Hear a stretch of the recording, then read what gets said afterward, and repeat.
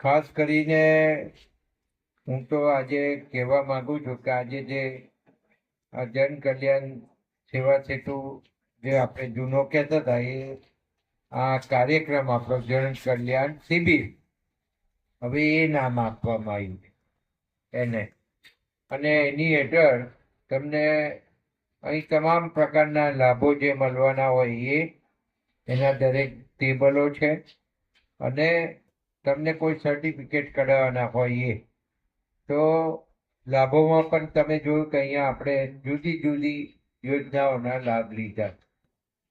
અહીંયા આમ તો 6 તાલુકા પંચાયતના સભ્ય આપણા જ છે. આમ તો ધરમસિંહભાઈને અમે કહી દીધું છે કે તમે રાજીનામું આપી દો, અમે ચૂંટાઈ ફરી ભાજપમાંથી લઈ આવીએ, પણ એમને કહ્યું છે કે ના, બીજા તઈને આવે છે એટલે આપણે રાહ જોઈએ છે.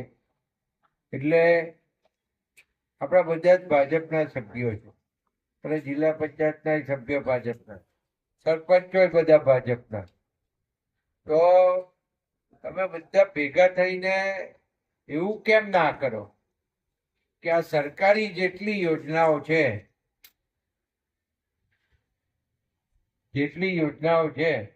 એના તમામ પ્રકારના લાભ, તમારું એક પણ ઘર બાકી ના રહે એવું હોવું.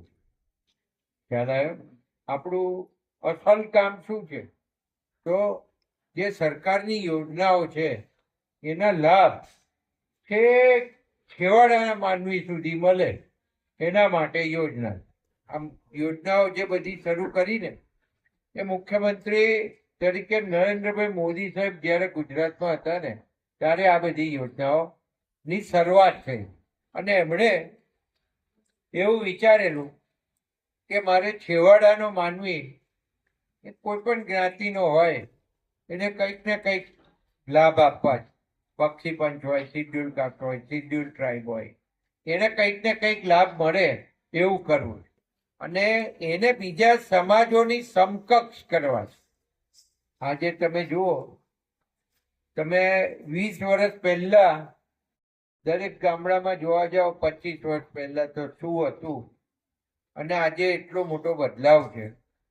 એ બદલાવ પણ આપણે નજરે જોઈ શકીએ છીએ, અને આપણને ખબર પડે છે કે ઘણો મોટો બદલાવ આવી ગયો છે.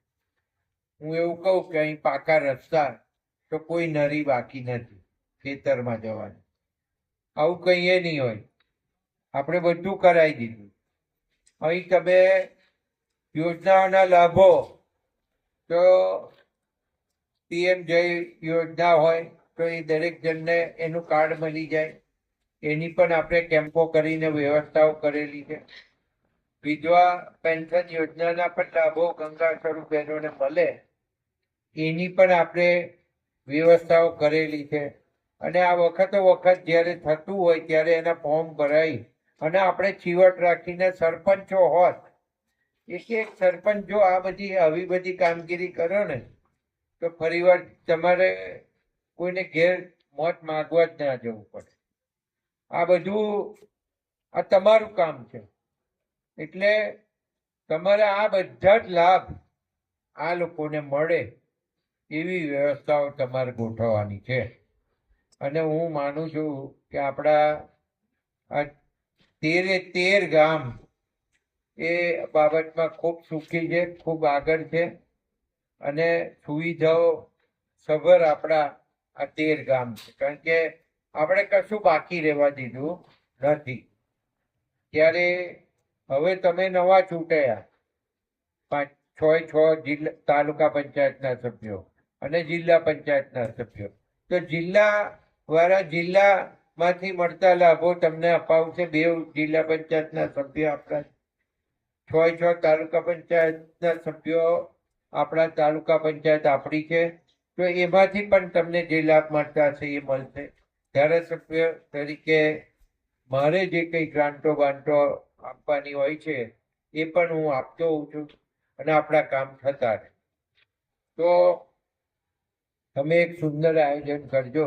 બીજું, આજે ખાસ એ કહું, આજે આ પ્રસંગ છે એટલે હું કહી દઉં તમને લોકોને, જો ભાઈ આપણે મનીષભાઈ જોડે આપણા જે 14 ગામ છે એમાં 7 ગામ આ બાજુ ને 7 ગામ પેલ બાજુ એમાંથી એટલે એમાં આવી ગયા હો, જૂના ગણું છું.